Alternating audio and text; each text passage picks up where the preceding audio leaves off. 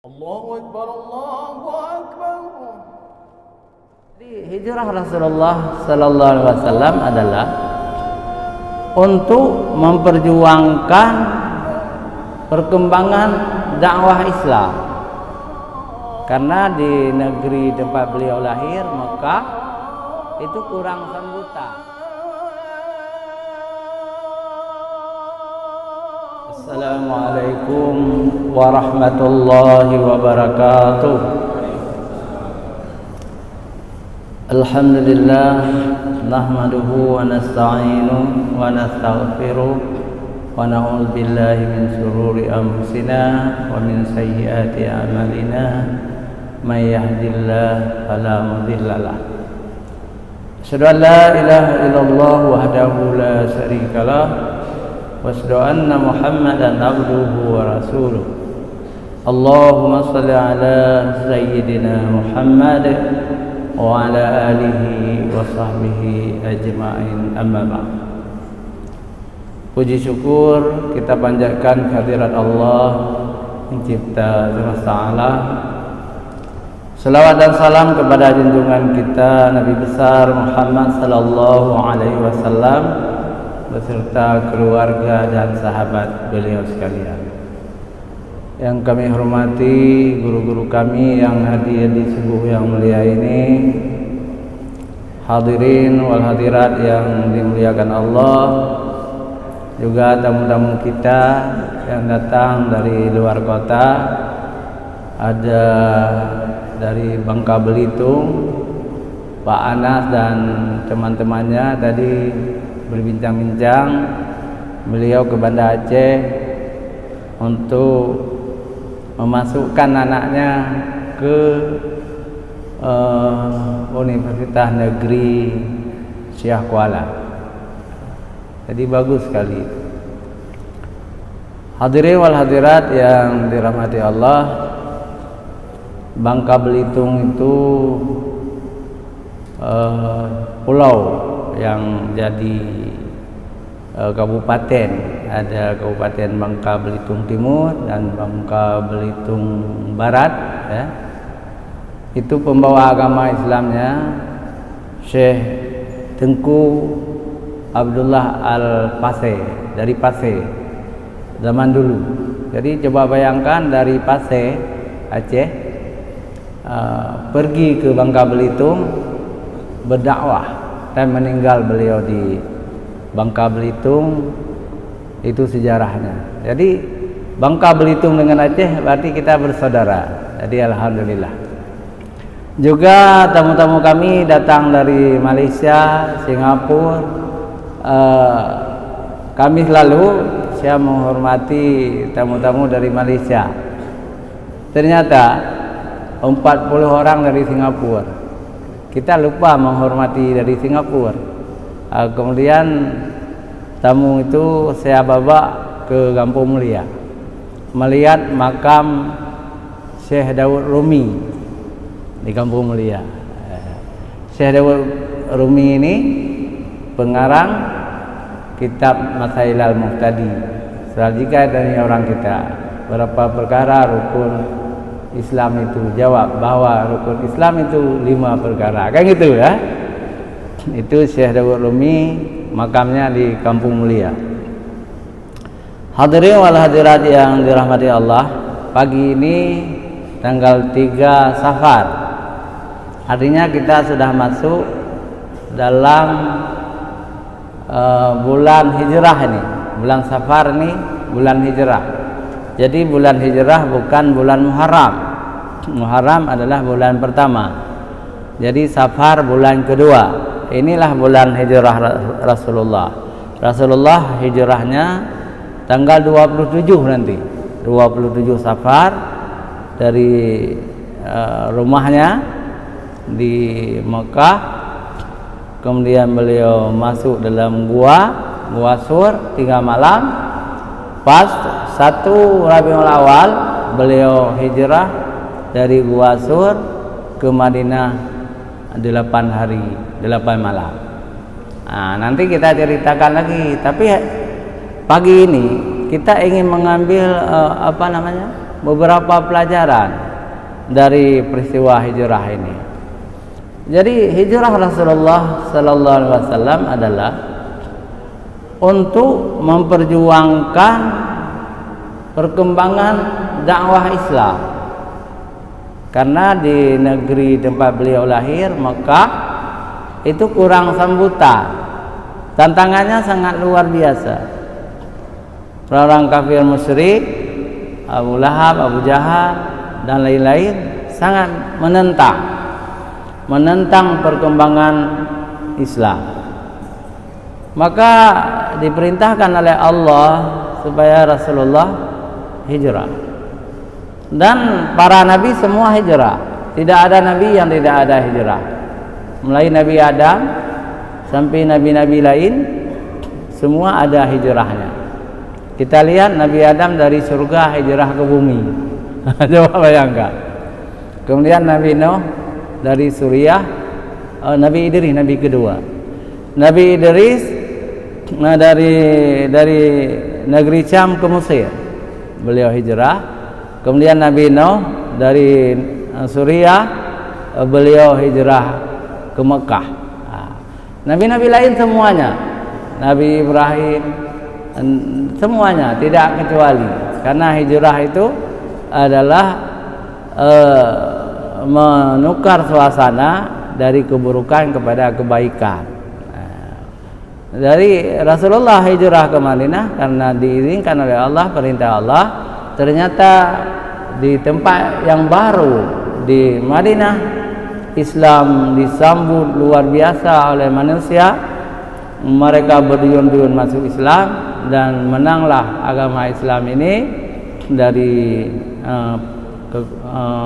agama-agama berhala, dari agama-agama musyrik. Islam menjadi agama yang sangat luar biasa, dan Rasulullah adalah pendiri negara Islam pertama, namanya negara Madinah. Negara Islam pertama, jadi kepala negaranya adalah Rasulullah Muhammad sallallahu alaihi wasallam. Berapa tahun? Jadi 10 tahun cuma menjadi kepala negara. Rasulullah kemudian wafat, digantikan oleh Abu Bakar Siddiq menjadi khalifah. Arti khalifah sebenarnya pengganti, bukan pengganti sebagai rasul, tapi tugas-tugas rasul, tugas agama itu pengganti Rasulullah adalah Abu Bakar Siddiq. Jadi disebut khalifah. Dan istilah khalifah itu juga dalam Al-Quran. Jadi manusia ini khalifatul fil ard, khalifah di muka bumi. Jadi kemudian dilanjutkan oleh Umar bin Khattab. Ini sangat sukses memperluas negara Islam, bukan lagi dari Madinah saja, tapi sudah seluruh Timur Tengah itu di zaman Umar bin Khattab. Dilanjutkan oleh Utsman bin Affan sampai ke negeri Cina. Utsman bin Affan memperluas sampai ke negeri Cina dan seluruh India, itu Islam. Dan di zaman Sayyidina Ali dilanjutkan perluasannya, juga beberapa negara di Asia Timur. Itu perkembangan, dan sampai ke Indonesia. Ini kalau kita lihat rahmat Allah, Indonesia, khusus Indonesia. Jadi yang disebut Melayu ini ada 5 negara, ya. Yang pertama Indonesia, ini sangat besar. Ini negara Melayu. Yang kedua Malaysia. Yang ketiga Singapura, itu negara Melayu, walaupun banyak Cina sekarang. Tapi asalnya negara Melayu. Yang keempat Brunei Darussalam, itu negara Melayu. Dan yang kelima Thailand Selatan, Melayu. Yang keenam Filipina Selatan, Melayu. Kamboja dulu Melayu juga. Kenapa kita sangat dicintai oleh Allah? Coba dibayangkan, setelah Arab itu kan India ya. India itu agamanya mayoritas Hindu. Hindu. Kenapa Indonesia bisa Islam? Karena letak kita Aceh, Indonesia ini ke timur dari India. Nah, jadi orang Persia, orang India Islam, orang Arab, jadi berlayar terus ke Nusantara, mengajak kita semua mengucap 2 kalimat syahadah menjadi negara-negara Islam.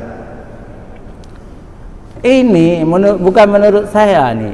Ini menurut Profesor Dr. Hamka, Sejarah Umat Islam jilid 1. Boleh baca. Profesor Dr. Hamka dalam Sejarah Umat Islam jilid 1, karena ada 6 jilid. Jilid 1, inilah yang disebut dengan rahmat Allah. Allah menunjuki siapa yang dikehendakinya dan menyesatkan siapa yang dikehendakinya. Jadi Allah sayang kepada kita orang-orang Melayu ini. Istilah Melayu, kita semua Melayu nih ya. Dari segi bahasa, jadi Sumatera bahasa Melayu, Jawa bahasa Melayu, Sulawesi, Kalimantan, maka kita disebut Melayu. Misalnya Aceh, Minangkabau, Jawa itu suku. Tapi kita di seluruh Eropa menyebut kita Melayu, ya. Orang-orang Timur Tengah, Arab Saudi, Mesir, Palestina, Qatar, dan lain-lain menyebut kita ini Jawi. Apa arti Jawi? Jawa. Kenapa kita disebut kita Jawa? Karena suku mayoritas di Nusantara ini adalah Jawa. Bahasa Jawi itu bahasa Jawa. Yang sesungguhnya bukan bahasa Jawa. Bahasa Jawi adalah bahasa Melayu. Tapi karena orang Jawa mayoritas, maka di Timur Tengah kita dikenal dengan Jawi. Min aina anta? Dari mana engkau? Kita bilang minal Asyi.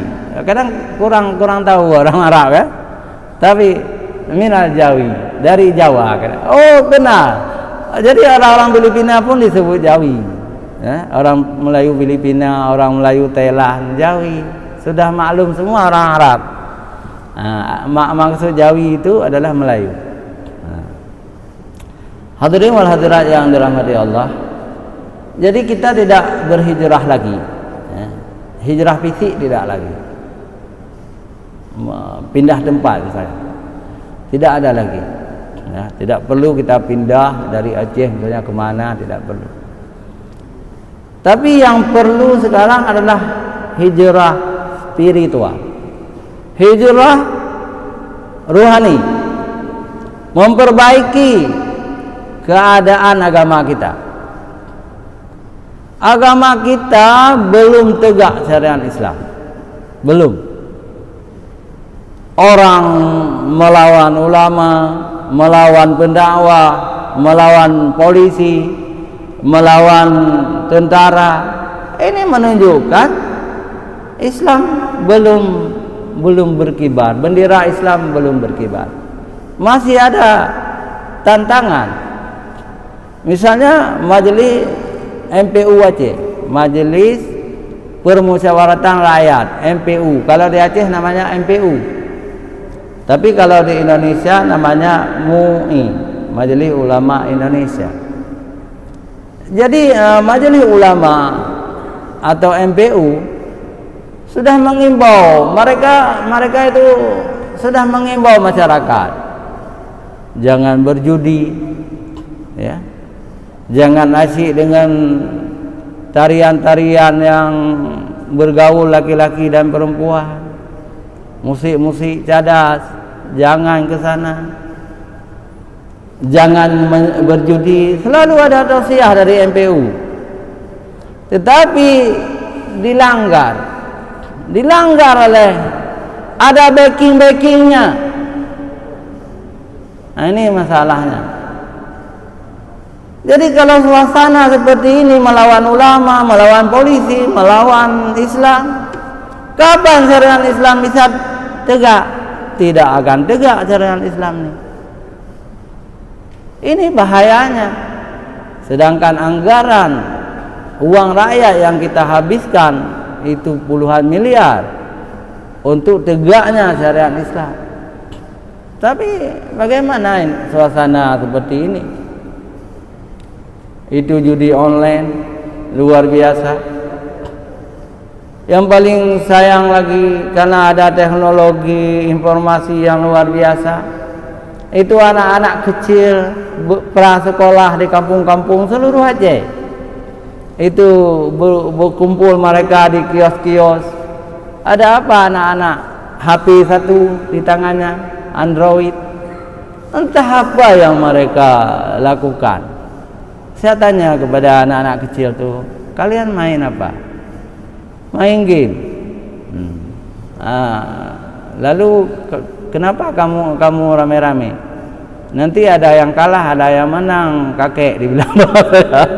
Kita sudah tua kan kakek, ya. Abuci. Kami nanti bayar mie, Indomie. Itu kan? Itu judi juga. Jadi sejak kecil sudah kita biarkan anak-anak Aceh sekarang bermain judi, apalagi ayahnya. Nanti tidak cukup di ayahnya, si kakek juga main judi. Jadi sejak kecil dimulai, dewasa sudah biasa, Allah bisa karena biasa. Sampai hampir dicabut nyawanya, sudah sakit-sakit, masih mau main judi. Jangan dipikir bisa dibuang, nggak bisa dibuang. Jadi kalau mau buang, harus dekat dengan ulama. Pergi ke tempat-tempat tengku-tengku, ada balai-balai pengajian, dengar tausiahnya, dengar kitabnya. Saya setiap malam minggu di rumah sudah banyak juga, tapi saya kajian tentang sejarah Islam. Ada 12 orang sudah ada juga beberapa mu'alaf. Ini juga saya imbau kepada mu'alaf, datang aja ke rumah saya di Lambu, Jalan Tengku Ahmad nomor 1, setiap malam minggu setelah maghrib. 1 jam kita belajar Sirah Nabawiyah secara mendetail, ya, secara mendetail. Tapi tentu saya bagi di kelasnya yang berpendidikan, mahasiswa-mahasiswa sejarah itu kelas lain, untuk orang awam lain, untuk anak-anak juga lain. Jadi kita belajar. Alhamdulillah ada sponsornya dari, saya tidak boleh menyebutnya karena dilarang sebut oleh yang memberi sponsor. Jadi kita makan enak-enak sana. Di rumah ada nasi goreng, apa yang kita suka, ada mie. Jadi kalau ada waktu boleh datang malam lusa, ya, malam minggu. Ini ada seorang mualaf yang sudah masuk Islam 20 tahun. Saya yang mensyahadatkannya di MPU di MUI dulu, waktu ada Profesor Yasmi, tolong Amir syahadatkannya.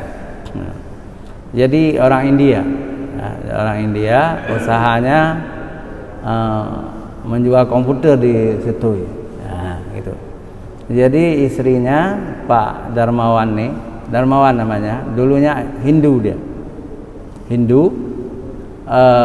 istrinya orang Cina, jadi bapak kulitnya hitam. Orang Hindu India Kling. Nah, ini kalau beliau dengar, mohon maaf saya promosikan beliau. Ya. Ibu putih, orang Cina Medan. Jadi putih sekali. Mereka ada 2 anak, dua-duanya cewek. Nah, Tapi Masya Allah, saya memuji Allah, kekuasaan Allah. Cantik-cantik dua-duanya cantik. Tapi ada sesuatu yang kalau kita lihat, kita memuji Allah. Si kakak ikut kulit bapaknya. Jadi hitam pekat, hitam itu kling. Si adik ikut kulit ibunya, putih. Jadi si kakak walaupun hitam sudah nikah. Si adik, si putih belum. Jadi Pak Darmawan malam minggu ini akan datang ke rumah karena tinggalnya dekat TVRI. Jadi itu saya mengimbau ya. Saya mengimbau mu'alah-mu'alah itu supaya hijrah kan? Hijrah spiritual. Tidak cukup dengan kita menjadi muslim, mengucap 2 kalimat syahadah. Tidak cukup. Tapi kita harus menuntut ilmu Islam. Yang pertama tentang akidah. Harus benar akidah kita. Ahlussunnah wal Jamaah. Yang kedua, fikih kita juga harus berdasarkan dalil-dalil dalam ibadah ini. Jangan menambah-nambah ilmu fikih yang tidak disuruh oleh Rasulullah kita kerjakan. Kadang-kadang kita ciptakan, itu enggak boleh. Jadi Islam sudah sempurna dengan dalil-dalilnya dalam kitab-kitab. Maka perlu guru. Kemudian akhlak, ilmu akhlak sangat penting. Akhlak tasawuf supaya kita lembut dengan sesama manusia, lembut. Malah kalau disebut akhlak tasawuf itu bukan hanya dengan sesama manusia lembut, dengan binatang pun kita harus lembut, karena Al-Quran, hadis mengajarkan kita untuk mencintai makhluk lain. Contoh-contoh misalnya, bolehkah kita pelihara kucing sampai kucing itu kelaparan? Tidak boleh, berdosa, kita bisa masuk neraka. Bolehkah kita membuang kencing dalam lubang? Enggak boleh, karena dalam lubang itu ada makhluk lain. Ada semut misalnya. Enggak boleh. Inilah Rasulullah sebagai rahmatan lil alamin. Begitu juga jalan. Ini ada keluhan dari beberapa orang menelepon saya, disuruh ceritakan ini. Sekarang anak-anak kita, remaja-remaja kita balap-balap di jalan. Kadang-kadang hampir ketabrak mereka. Jadi ada orang tua pun mereka tidak ingin tahu. Gitu kan. Balap di jalan.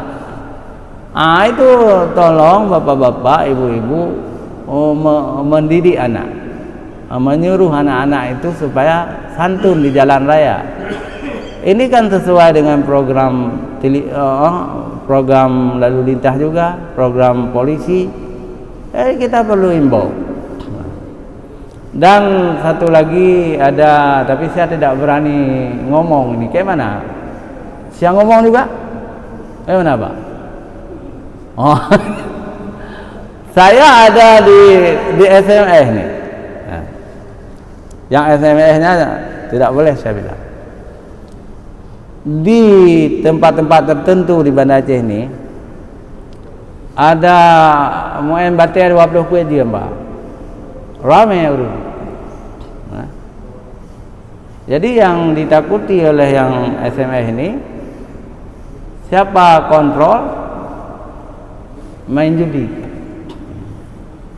Jadi disuruh imbau kepada yang suka main batu, lebih baik yang pertama, kalau enggak bisa dihilangkan semuanya, yang pertama ingat jangan sampai main judi.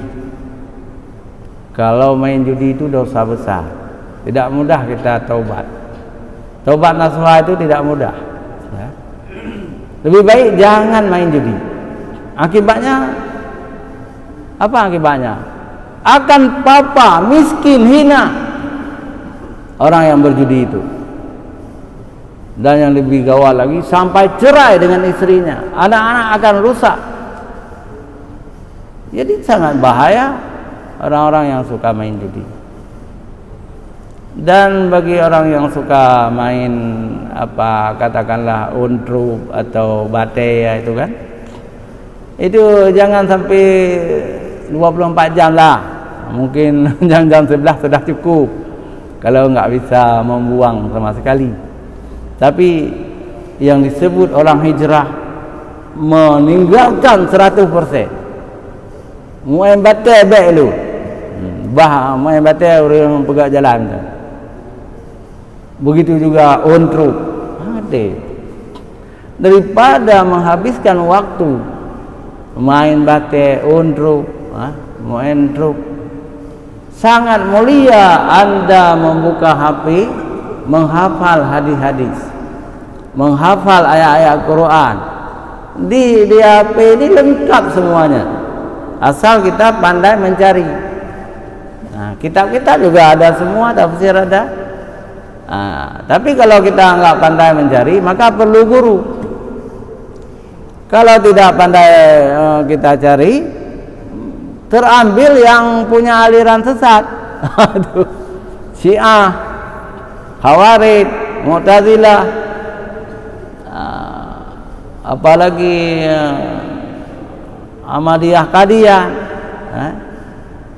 Di Jawa dipelihara orang-orang sesat itu. Seharusnya pemerintah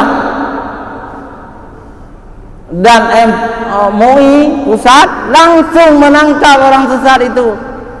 Tapi di Jawa tidak dibiarkan. Itu ada Mama Gufron, dia bisa bahasa apa? Bahasa Ibrani katanya, bisa bahasa semut, bisa mengambil malaikat, memanggil malaikat, mungkar dan nangkir. Jangan siksa itu sesat, menyesatkan. Sesat, menyesatkan. Halal darahnya kalau dibunuh orang seperti itu. Bukan kakrirat. Tapi itu sesat. Mama Gufron namanya, bisa bahasa Ibrani katanya, sudah mengarang kitab bahasa Ibrani 500 kitab. Bahasa semut dia bisa. Bahasa roh-roh Nabi tunduk kepada dia, malaikat tunduk kepada dia. Enggak bisa. Itu sesat. Mudah-mudahan ceramah ini sampai ke Jawa, supaya Majelis Ulama Indonesia jangan main-main. Kalau ada sumber-sumber api itu dipadamkan, kalau enggak terbakar. Kalau ada ulama-ulama yang sesat ditangkap terus, dihukum. Ini Panji Gumilang sudah bebas murni, setahun dihukum. Padahal Panji Gumilang juga sesat. Tapi ada yang sudah mati sesat juga. Lupa namanya itu. Itu yang hebat adalah MPU Aceh. Kalau di MPU Aceh ini, kalau ada yang sesat langsung difatwakan. Itu bagus sekali. Itulah semangat Abu Abdullah Ujung Rimba dulu, semangat Profesor Ali Hashimi, Profesor Ali semua. Kalau ada yang sesat, fatwa terus, supaya jangan banyak pengikutnya. Kalau di Jawa dibiarkan orang-orang seperti Mama Gufron nih, sudah sesat enggak pernah ditangkap. Bahaya sekali itu. Bahaya bagi umat Islam. Jadi dunia malaikat itu, dunia yang tidak bisa kita atur-atur malaikat. Malaikat Israfil mengendalikan alam, hujan, badai. Israel mengambil nyawa, enggak bisa kita atur-atur. Mungkar dan nangkir, bertanya dalam kubur, menyiksa, memberi nikmat. Jadi tidak bisa diatur-atur oleh Mama Gufran tu. Kalau ada wali-wali menamakan dirinya wali Allah bisa mengatur malaikat, itu bohong. itu pembohong, dajjal, munafik, tidak benar. Maka mudah-mudahan tidak ada pengikut Gufran di Aceh. Kalau ada, maaf ya, taubat. Allah akan mengampuni taubat kita. Semua kita berdosa, ya. Tapi sebaik-baik orang berdosa adalah orang yang taubat. Kullu bani Adam khata'un wa khairul khata'ina tawwabun. Setiap keturunan Adam ini berdosa. Sebaik-baik orang berdosa adalah orang yang mau taubat. Hadirin, mari sama-sama kita ibna' binafsi. Mulai dengan diri kita sendiri. Kita perbaiki amal kita. Selama ini kita malas-malas dalam ibadah, harus rajin. Harus rajin. Supaya kita lebih khusyuk, lebih suka, itu harus suka berjamaah. Jadi kalau salat di rumah itu bisa ditipu kita oleh setan, akhirnya semakin tidak menghargai waktu. Orang yang tidak salat di masjid, tidak salat jamaah, salat di rumah itu entah kapan, kadang-kadang ya. Salat asarnya sampai sudah hampir maghrib gitu. Nah, tapi kalau kita salat jamaah sudah selesai tadi di masjid. Jadi kalau saya katakan ini bukan mengkritik orang. Saya juga pernah lalai seperti itu. Kalau kita salat sendiri lama-lama semakin jauh, semakin tidak khusyuk. Kadang-kadang assalamualaikum langsung kita berdiri gulung musala. Apalagi kita salat di pinggir ranjang. Tetapi kalau kita salat di masjid, ya, berjamaah, salat sunat pun tidak berat, ringan sekali, ya. Setelah azan kita salat sunat 2 rakaat, ya. Kemudian salat wajib bersama-sama jamaah. Setelah itu juga tidak berat berdoa, apalagi dipimpin doa oleh Pak Imam. Setelah itu kita salat sunat lagi, semua ringan. Tapi kalau suka salat sendiri, tidak berjamaah, itu lama-lama sangat cepat, terburu-buru, dan waktunya tidak teratur. Ini coba dicamkan nih. Ini termasuk hijrah juga, memperbaiki cara-cara kita bersalat. Termasuk hikmah hijrah. Yang kedua, ya, kita perbaiki akhlak keluarga. Jangan tanya kita, ya. Ada istilah bek galak dro mantang damang surga, anak dan perumah bah neraka. Itu salah, pandangan seperti itu salah. Jadi seorang muslim ingin dirinya masuk surga, istrinya masuk surga, anak-anaknya, cucu-cucunya masuk surga. Itu yang diharapkan. Artinya kita harus ingatkan anak-anak kita, menantu kita, keluarga kita, supaya semuanya memperbaiki nilai-nilai akhlak mereka, amal mereka. Itu harus kita jaga, harus kita imbau. Betapa banyak kita yang lalai dengan Al-Quran, ya kan? Jarang orang baca Quran. Betul. Tingkat kita saja yang bergelut dengan dakwah ini lalai juga, apalagi orang biasa, orang awam.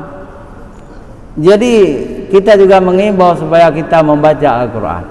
Membaca Al-Quran tiap hari baca Quran. Dan harus kita baca artinya juga, karena ada Al-Quran terjemahannya, baca.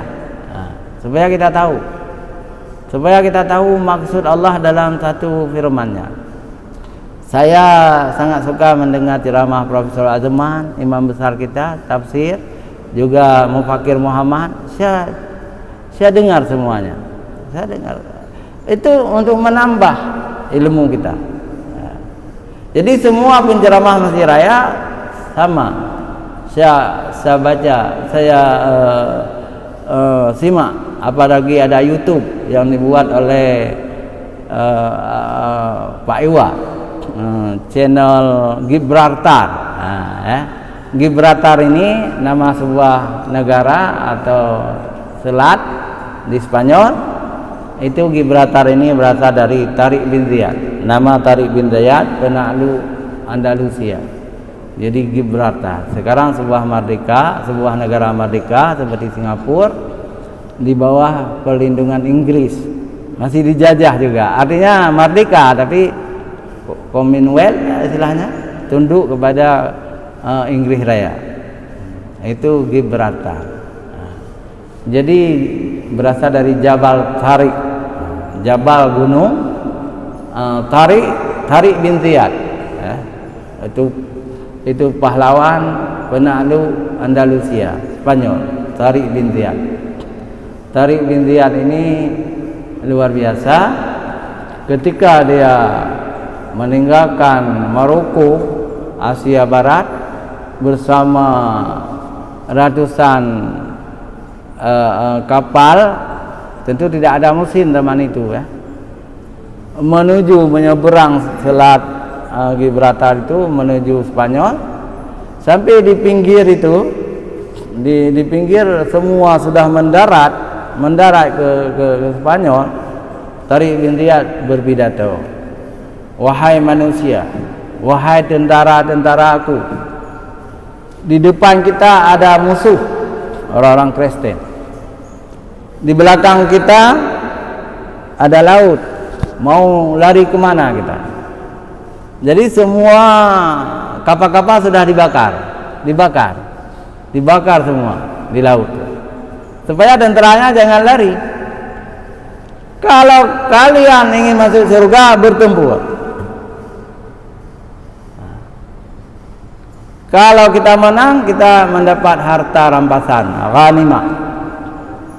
Kalau kita syahid, masuk surga. Terjadilah perang melawan orang-orang Kristen dan Tariq bin Ziyad menang luar biasa. Ini terjadi abad pertengahan dulu, abad ke-7 Masehi. Kemudian umat Islam menguasai Spanyol 900 tahun. 900 tahun. Lahir ulama-ulama besar di sana. Lahir ahli-ahli ilmu ya. Tapi kemudian kalah lagi, diambil lagi oleh orang Kristen. Masjid Raya Cordoba ini luar biasa luasnya. Sekarang dijadikan gereja. Sangat sayang. Dan menurut guru saya, Profesor Ali Hashmi, itu masjid raya lama kan beda dengan yang baru ini. Yang baru ini jarang tiangnya, tapi di belakang itu kan rapat-rapat. Itu diambil oleh Profesor Ali Hashmi, Masjid Gibraltar. Jadi Masjid Gibraltar bentuk itu, banyak tiang-tiangnya dan ada tangan manusia seperti ini berdoa, sedang berdoa. Ini kan relih-relih ini tangan sebenarnya. Ke sana lebih terang lagi. Ini Masjid Gibraltar, Masjid Cordoba di Andalusia diambil oleh Profesor Ali Hashmi, dibuat seperti itu. Jadi Masjid Raya ini pertama buat Belanda, kubah pertama. Kemudian Belanda menambah lagi 2 kubah, jadi 3 kubah.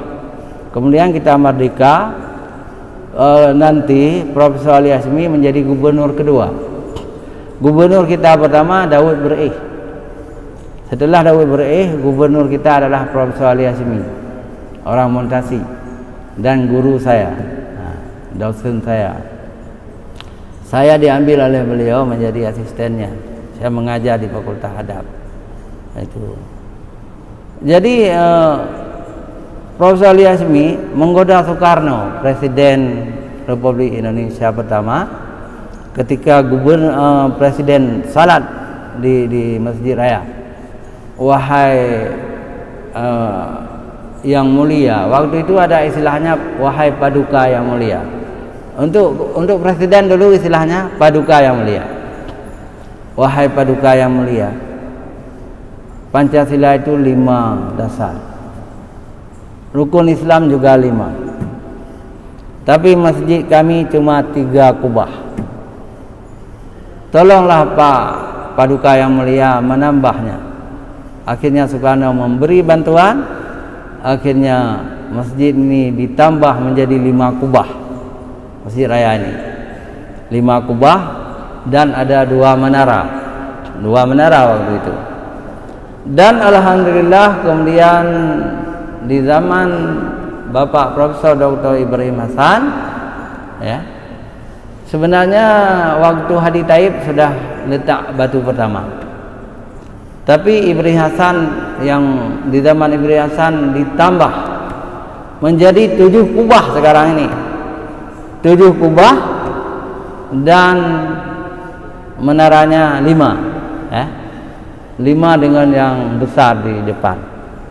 Inilah perkembangan masjid ini yang usianya sudah 600 tahun lebih. 600 tahun ini masjid luar biasa. Alhamdulillah.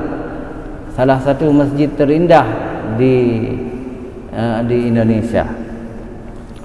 Hadirin wal hadirat yang dirahmati Allah, kira-kira kesimpulan kita, mari kita perbaiki semua bidang amalan kita yang mendekati sunnah. Yang bid'ah-bid'ah kita jauhkan, yang khurafat kita jauhkan. Kita belajar sama guru-guru kita, sama guru-guru pesantren, guru-guru ulama-ulama daya, ulama-ulama UIN, intelektual Islam. Kita belajar terus, dan juga kita imbau kepada mu'alaf supaya menuntut ilmu, supaya lebih mencintai agama Islam ini.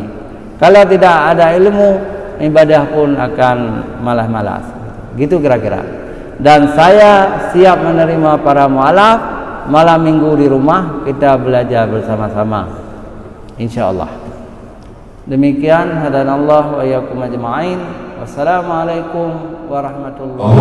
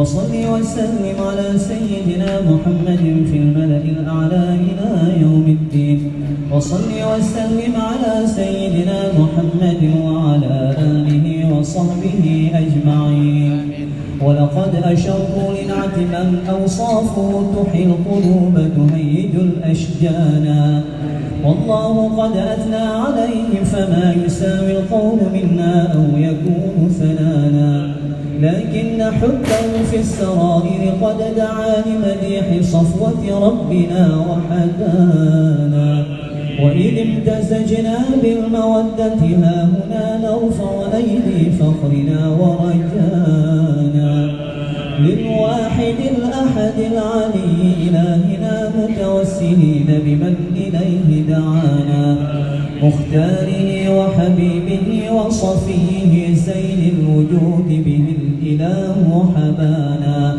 يا ربنا يا ربنا يا ربنا بالمصطفى اقبلنا أجب دعوانا أنت لنا يا ذخرنا في هذه الدنيا وفي أخرانا أصلح لنا الأحوال واغفر ذنبنا ولا تؤاخذ رب إن أخطانا واسلك بنا في نهج طه المصطفى ثبت على قدم الحبيب خطانا أرنا بفضل منك طلعة أحمد في بهجة عين الرضا ترانا واربط به في كل حال حبلنا وحبال من ودى ومن والانا والمحسنين ومن أجاب نداءنا وذوي الحقوق وطالبا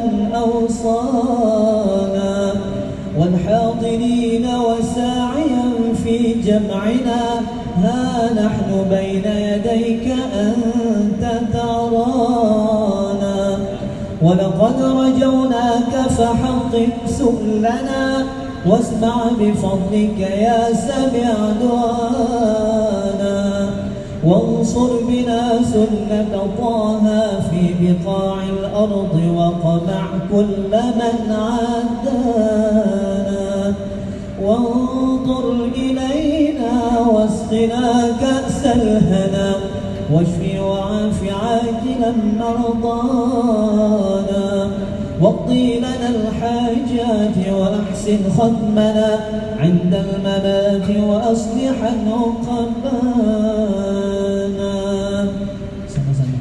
يا ربي واجمعنا وأحبابا لنا في ذلك الفردوس يا رجوانا يا ربي واجمعنا وأحبابا لنا في ذلك الفردوس يا رجوانا يا ربي واجمعنا وأحبابا لنا في ذلك الفردوس يا رجوانا